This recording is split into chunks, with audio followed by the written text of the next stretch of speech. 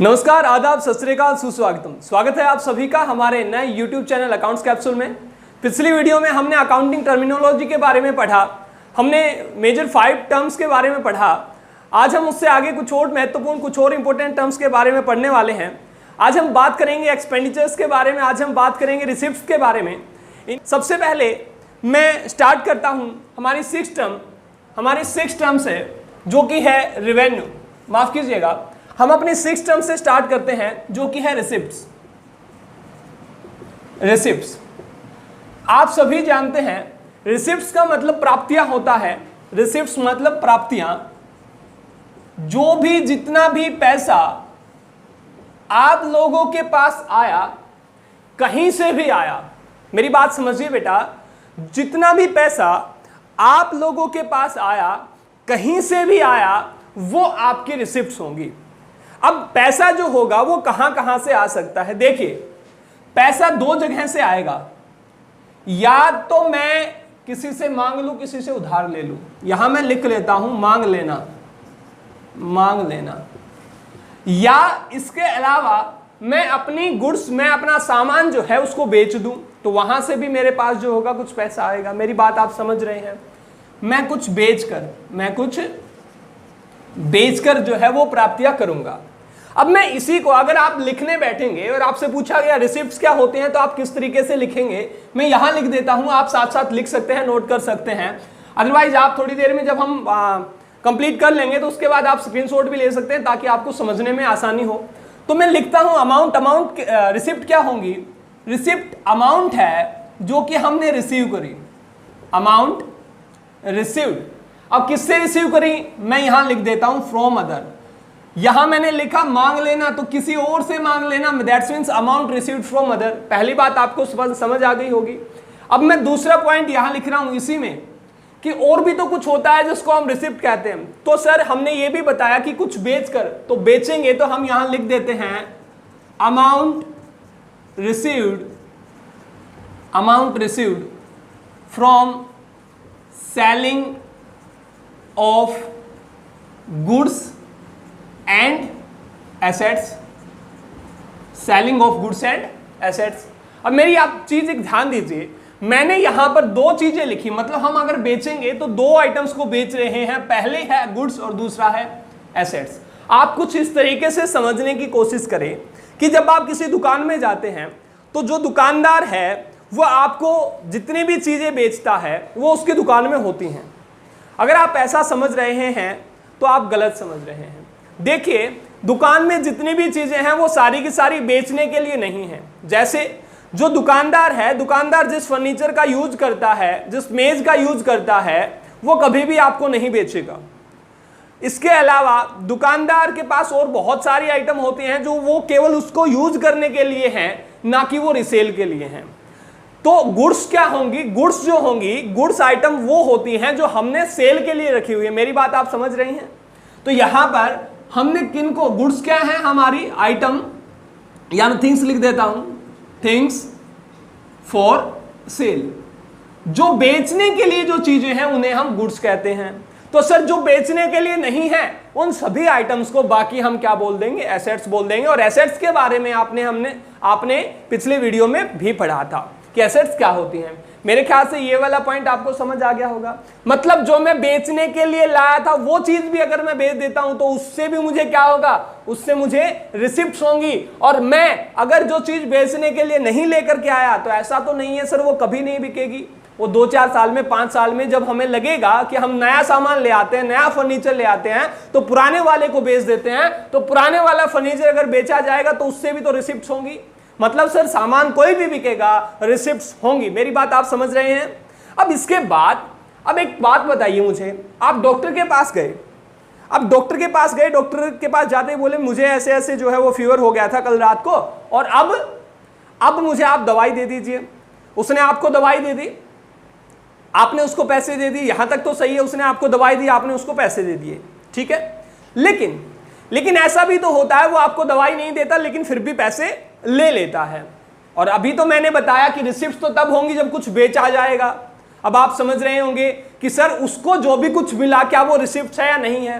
तो ध्यान दे बेटा, वो जो दे रहा है वो है सर्विस। वो क्या है? सर्विस। आपने बिजनेस स्टडी में ही पढ़ा होगा कि टीचर जो आपको ज्ञान दे रहा है वो आपको फिजिकल कोई आइटम नहीं दे रहा, लेकिन असल में आपकी नॉलेज में वो इंक्रीमेंट कर रहा है, वो आपकी ग्रोथ कर रहा है, और उसे हम कहेंगे वो सर्विस दे रहा है।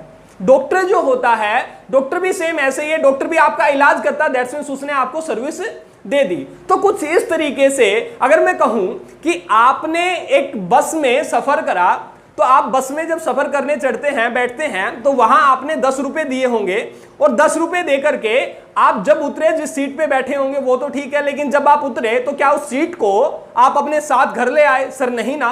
तो ऐसा ही हुआ, वहां से आपने क्या ली? तो सर वहां से आपने, मैं ये कहूं कि ट्रांसपोर्टेशन से आपने सर्विस ली है। तो ट्रांसपोर्टेशन जो है एक सर्विस बिजनेस है। इसका मतलब यहां एक और चीज आ गई, क्या?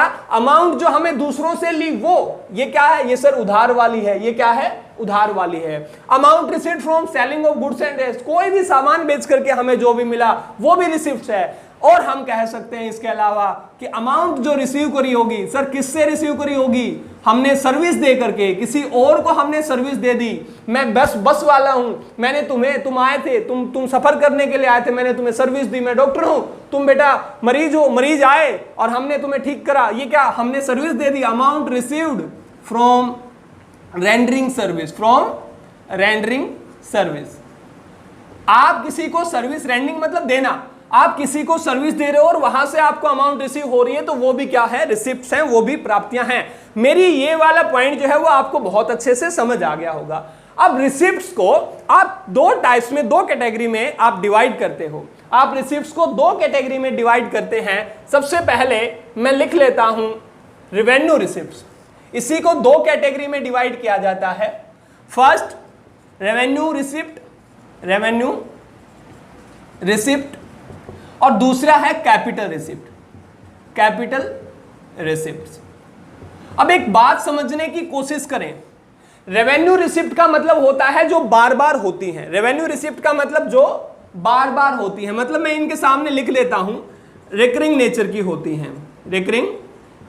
होती हैं। ये वाली रिसिप्ट बार बार होती हैं, ये वाली प्राप्तियां बार बार होती हैं। कैपिटल रिसिप्ट ये कभी कभार होती हैं। नॉन रिकरिंग क्या होती हैं? ये नॉन रिकरिंग होती हैं, कभी कभार आने वाली रिसिप्ट्स होती हैं। अब मुझे एक बात बताइए बेटा, आप मुझे बात बताएं कि इनमें से ऐसी कौन सी रिसिप्ट्स हैं जो बार बार आएंगी? अगर मेरा बिजनेस ही बस वाला है, मैं आपको बस से सफर कराता हूं, तो वो मुझे बार बार सर्विस मैं आपको दे रहा हूं, आप मुझे पैसे दे रहे हैं, मैं आपको सर्विस दे रहा हूं, आप मुझे पैसे दे रहे हैं। ये कौन सी रिसिप्ट हुई बेटा? रेवेन्यू रिसिप्ट हुई। मतलब amount received from rendering service क्या है? रेवेन्यू रिसिप्ट है। मेरी बात आपको समझ आ रही है? अच्छा, अब amount received from selling of goods. देखिए मेरा जो बिजनेस था वो क्या था? बिस्किट बनाया और बिस्किट बना करके बेच दिया, ये मेरा बिजनेस है। इसे मैं बोलता हूं ऑपरेशन। क्या कहता हूं? ऑपरेशन बेटा मेन बिजनेस होता है जो आप कर रहे हैं, जो जिसके लिए आपने बिजनेस जो है वो एस्टेब्लिश करा है, जिसके लिए आपने बिजनेस बनाया है, वो मेन वर्क जो होता है वो आपका ऑपरेशन कहलाता है।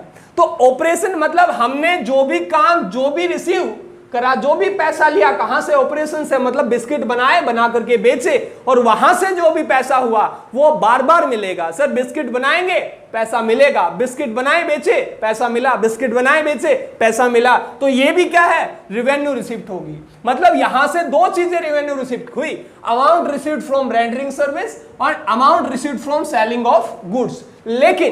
लेकिन अगर आप ध्यान दें, amount received from selling of, अगर मैं एसेट्स बोलूं तो आप मुझे बताइए क्या ये आइटम बार बार होने वाली है? सर नहीं। और मैंने कहा रेवेन्यू रिसिप्ट वो रिसिप्ट होती हैं जो बार बार होंगी। तो सर आप असेट्स, मैंने यही तो कहा था कि दुकानदार अपने फर्नीचर को हर साल नहीं बेचता। आप दुकानदार के पास जो कंप्यूटर रखा हुआ है, जिसका यूज वो अपने लिए कर रहा है, अपने बिजनेस के लिए कर रहा है, उसको वो बार बार नहीं बेचता, 2-3 साल वो अपने पास रखेगा, फिर बेच सकता है। मेरी बात आप समझ रहे हैं? तो ऐसी चीजों को अगर बेचते हैं, मतलब ऐसी रिसिप्ट जो कभी कभार होती हैं, तो वो होती है कैपिटल रिसिप्ट। तो मैं कौन सी कहूंगा? Amount received from selling of assets. ये वाला एग्जांपल भी आपको समझ आ गया होगा मेरे ख्याल से। अब हम बात कर लेते हैं यहां पर, सर ये वाला जो पैसा है ये रिवेन्यू रिसिप्ट्स में आएगा या कैपिटल रिसिप्ट्स में आएगा? तो मुझे एक बात बताइए, आपने दूसरों से जो भी लोन लिया वो आपका लंबे टाइम का लोन हुआ तो वो कहां पे आएगा बेटा? वो आएगा कैपिटल रिसिप्ट में। कहां? कैपिटल रिसिप्ट में। ऐसा लोन, ये क्या था? अमाउंट रिसीव्ड फ्रॉम अदर, मतलब ये क्या था? ये था हमारा लोन। आपने जो पैसा दूसरों से लिया वो पैसा आपका कैपिटल रिसिप्ट होगा। मेरे ख्याल से यहां तक भी आपको समझ आ गया होगा। अब एक और बात मैं आप लोगों को बताता हूं। आप 2 क्लास के बाद, 3 क्लास के बाद जब आप वीडियो देख रहे होंगे तो आपको पता चलेगा, एक कॉन्सेप्ट आपको सिखाया जाएगा जिसका नाम है बिजनेस एंटिटी कॉन्सेप्ट। अभी तो नाम याद रखने की भी जरूरत नहीं है, मैं जो आपको बता रहा हूं केवल वो समझिएगा। तो बिजनेस एंटिटी कॉन्सेप्ट ये कहता है कि बिजनेस और बिजनेस का मालिक दोनों ही अलग अलग होते हैं। मतलब जब भी कोई मालिक अपने पैसे बिजनेस में लगाता है तो वो बिजनेस के लिए क्रेडिटर होगा, मतलब बिजनेस को वो पैसे कभी ना कभी पे करने पड़ेंगे। मेरी बात समझ रहे हैं? मतलब जो मालिक है वो बिजनेस के लिए एक कर्जदाता है, एक पैसे देने वाला है। यहां आप समझ रहे हैं? तो यहां पर मालिक भी अगर पैसे दे रहा है, तो वो भी कैपिटल रिसिप्ट होगी। क्यों होगी सर? ये कभी कभार होता है। मालिक या तो स्टार्टिंग में पैसे लगा रहा है या वो 1-1.5 साल, 2 साल, 3 साल, 5 साल के बाद पैसे लगा रहा है। ऐसा कभी नहीं होता कि मालिक हर महीने पैसे लगा दे। अकाउंटिंग ईयर एक 12 साल के पीरियड में, माफ कीजिएगा, एक 12 महीने के पीरियड में वो हर महीने आपके बिजनेस में पैसे लगा रहा है, ऐसा बिल्कुल भी नहीं है। तो हम यहां कह सकते हैं कि कैपिटल रिसिप्ट वो रिसिप्ट होती हैं जो आपको काफी टाइम या एक अकाउंटिंग पीरियड के बाद प्राप्त होती है। मतलब एक अकाउंटिंग पीरियड में नहीं सर, 12 महीने के दौरान नहीं, 12 महीने के बाद प्राप्त होती है सर। 1 साल में, 2 साल में, हो सकता है 5 साल में एक बार प्राप्त हो जाए। ऐसे रिसिप्ट्स को हम क्या कहते हैं? कैपिटल रिसिप्ट्स कहते हैं। मेरे ख्याल से ये वाले पॉइंट्स आपको बहुत अच्छे से समझ आ गए होंगे। लिखने की बारी आती है तो आप लिख सकते हैं कि रिकरिंग नेचर का होता है। ये रिसिप्ट्स जो होती हैं, ये रिसिप्ट्स हैं, हम कह सकते हैं अमाउंट रिसीव्ड करी गई है, received from normal course of business, normal course of business. अब ये बिजनेस का नॉर्मल कोर्स क्या है? मतलब वही ऑपरेटिंग एक्टिविटी। क्या बताया बेटा? नॉर्मल कोर्स ऑफ बिजनेस मतलब ऑपरेटिंग एक्टिविटी।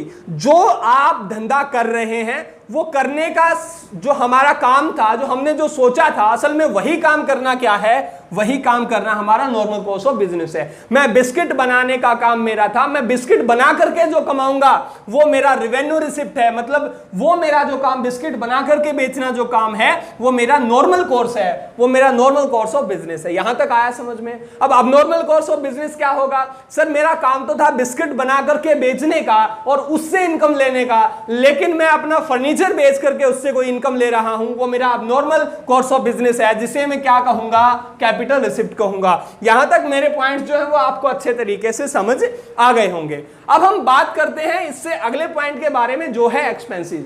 बेटा हम अब बात करेंगे एक्सपेंडिचर के बारे में कि एक्सपेंडिचर हमारे क्या होते हैं। देखिए अब हम बात करने वाले हैं एक्सपेंडिचर। तो सेम इसी तरीके से जो हमने रिसिप्ट्स ली हैं, रिसिप्ट्स कैसे आई थी? रिसिप्ट्स आई थी सर हमने अपना सामान बेच दिया था तब। तो सर एक्सपेंडिचर कहां होंगे? एक्सपेंडिचर कहां होंगे? जब भी कोई हम सामान खरीदेंगे तब। एक्सपेंडिचर क्या है? मेरे खर्चे हैं। और खर्चे कहां होंगे? ये खर्चे होंगे बेटा अमाउंट, मैं इसको अगर लिखूं तो ये लिख सकता हूं अमाउंट स्पेंड ऑन। अब किस पर खर्च करे होंगे? अमाउंट किस पर खर्च करी? वो खर्च जो हमने एक्वायर करने के लिए। सर किसको एक्वायर किया होगा? किसको खरीदा होगा? On acquiring. मैं यहां लिख देता हूं बेटा amount spent on acquiring assets and goods. या तो हमने क्या खरीदा होगा? या तो हमने कोई सामान ऐसा खरीदा जो हम नॉर्मल कोर्स ऑफ बिजनेस में ले रहे हैं, जिसे हम गुड्स कहते हैं, या हमने जो अपने बिजनेस के लंबे टाइम के लिए खरीदा है वो हमारे लिए एसेट्स होती हैं, हमने उनको खरीदा होगा। तो उन पर जो भी खर्च हुआ उसको हमने क्या कहा? एक्सपेंडिचर। अब ऐसा भी तो होता है मैंने किसी से कोई सर्विस खरीदी हो आप समझिए, मैंने किसी की बस जो है वो किराए पर ली हो, मैंने किसी की बस में किराया दिया हो, वो भी क्या है, वो भी मेरा एक्सपेंडिचर है। यहां तक आप समझ रहे हैं? तो मैं यहां लिख सकता हूं amount spent on acquiring service अगर आपने किसी से ली है, वहां पर आपने अगर कोई खर्च करा है तो वो भी क्या है, एक्सपेंडिचर है। आप डॉक्टर के पास गए, आप डॉक्टर को जो पैसा देते हो वो भी आपके लिए क्या है, एक्सपेंडिचर है। यहां तक मेरी बात आपको समझ आ रही होगी। अब हम बात करते हैं कि एक्सपेंडिचर जो है वो एक्सपेंडिचर कितने पार्ट्स में बटेगा। तो सेम रिसिप्ट्स की तरीके से एक्सपेंडिचर को भी हम दो पार्ट्स में, दो कैटेगरी में डिवाइड कर देते हैं। पहला है revenue expenditure, the first is revenue expenditure. अब सेम ऐसे ही, और दूसरा है हमारा कैपिटल एक्सपेंडिचर। देखिए बेटा, रिसिप्ट्स जहां से हमें पैसा मिला, चाहे हमने उधार लिया या किसी से मांग लिया, सेम उसी तरीके से एक्सपेंडिचर, सर जी हमने कहीं पर भी कोई भी अगर कोई खर्च करा तो वो क्या है, हमारा एक्सपेंडिचर है। यहां तक आपको बात समझ आ रही होगी। अब समझिए रेवेन्यू एक्सपेंडिचर, सेम उसी तरीके से, रेवेन्यू का मतलब जो बार बार होने वाले हैं, कैपिटल का मतलब जो कभी कभार होने वाले हैं। जैसे कैपिटल रिसिप्ट मतलब जो कभी कभार रिसिप्ट हो रही थी, तो कैपिटल एक्सपेंडिचर जो खर्चे कभी कभार होते हैं।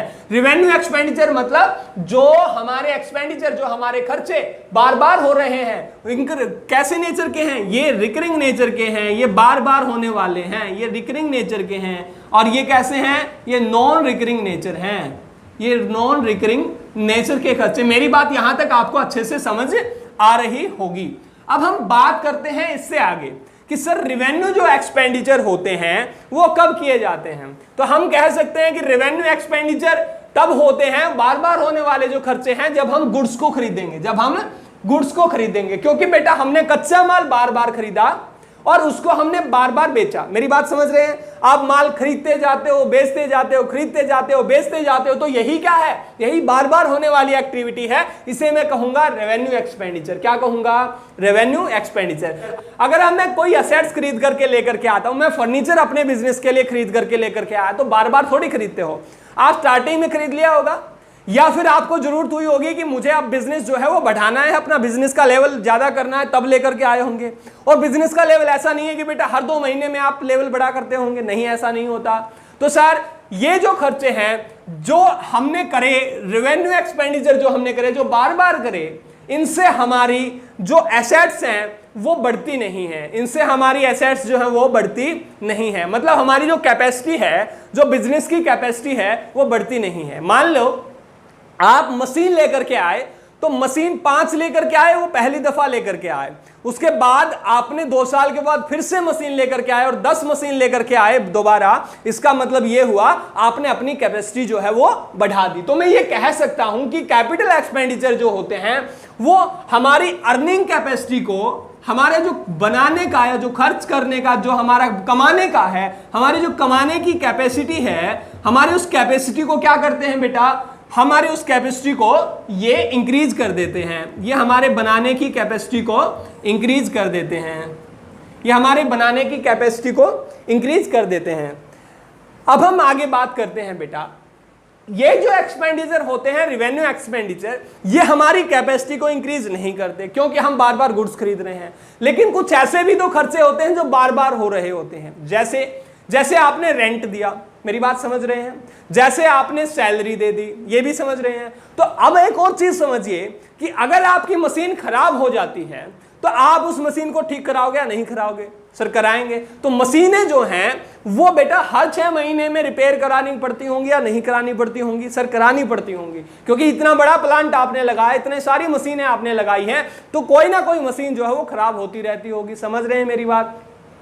तो वहां पर जो एक्सपेंस हो रहा है, मतलब रिपेयरिंग, देखो नई मशीन खरीदी, capital expenditure, sir machine repair कराई, वो बार बार हो रहा है, वो कैसा है, हमारा रेवेन्यू एक्सपेंडिचर है। और रिपेयरिंग कराने से एक चीज समझ में आ रही है कि सर इससे कैपेसिटी तो नहीं बढ़ी, लेकिन कैपेसिटी को उस लेवल पे बनाए रखने के लिए हमने क्या करे हैं, रेवेन्यू एक्सपेंडिचर करे हैं। समझिए, अगर आपकी मशीन खराब, पहले अगर प्रोडक्शन कर रही थी 200 यूनिट्स का, आप 200 मान लिया आपने 200 जो है वो चप्पलें बनाई हैं, तो आप पहले 200 चप्पलें बना रहे थे, लेकिन जैसे जैसे आप उसको यूज करते गए वो खराब होती गई, उसमें कमी आती गई, वो 200 की जगह आप अगर बाइक ले लीजिए तो बाइक बेटा आप स्टार्टिंग में लेकर के आते हैं अच्छी माइलेज देती है, लेकिन एक टाइम के बाद वो माइलेज कम देना शुरू कर देती है। तो सेम ऐसे ही मशीन कोई भी लिया आपने, पहले वो बहुत ज्यादा प्रोडक्शन करेगी, लेकिन धीरे धीरे उसकी प्रोडक्शन की कैपेसिटी जो है वो कम हो जाएगी। तो हमने जब रिपेयरिंग कराई, मतलब हमने जब रिवेन्यू एक्सपेंडिचर करा, तो रिवेन्यू एक्सपेंडिचर से क्या हुआ, हमारी जो कैपेसिटी है वो वापस वहीं पर पहुंच गई। सर बढ़ी नहीं, यहां क्या था, कैपिटल एक्सपेंडिचर में कैपेसिटी बढ़ गई, मतलब 2 और मशीन लगा दी, लेकिन यहां पर कैपेसिटी बढ़ी नहीं। सर यहां पे क्या हुआ, कैपेसिटी बढ़ी नहीं बल्कि कैपेसिटी को मेंटेन किया गया है। तो ये जो एक्सपेंडिचर है किस लिए किए जाते हैं, फॉर मेंटेनिंग कैपेसिटी। ये आपकी कैपेसिटी को मेंटेन करने के लिए, उसी लेवल पर लेकर आने के लिए जो खर्चे किए जाते हैं ये बार बार होने वाले होते हैं। मेरे ख्याल से ये आपको जो पॉइंट्स हैं अच्छे तरीके से समझ आ गए होंगे। सो गाइस मैं उम्मीद करता हूं ये वीडियो आपको बहुत पसंद आई होगी। कल फिर से हम नई वीडियो के साथ आपके साथ रूबरू होंगे। आप हमें कमेंट सेक्शन में बता सकते हैं आपको वीडियो कैसी लगी। कल फिर से हम आपको दोबारा से आपके साथ रूबरू होंगे, तब तक के लिए बाय बाय, टेक केयर।